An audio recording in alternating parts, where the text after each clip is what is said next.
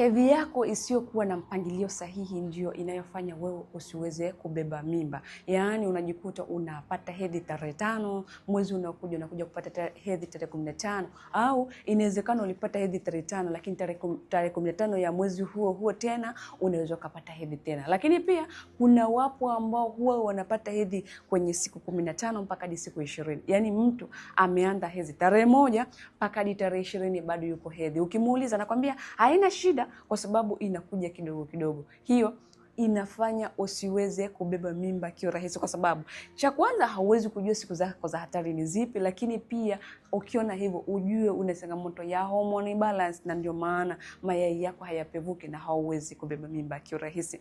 Mwanamke ambaye anatakiwa kuwa na hedhi yenye msimamo ama hedhi inayoeleweka anatakiwa kupata hedhi mara 1 kwa mwezi. Kwa wingi iwe siku 7, lakini kwa uchache iwe siku 3.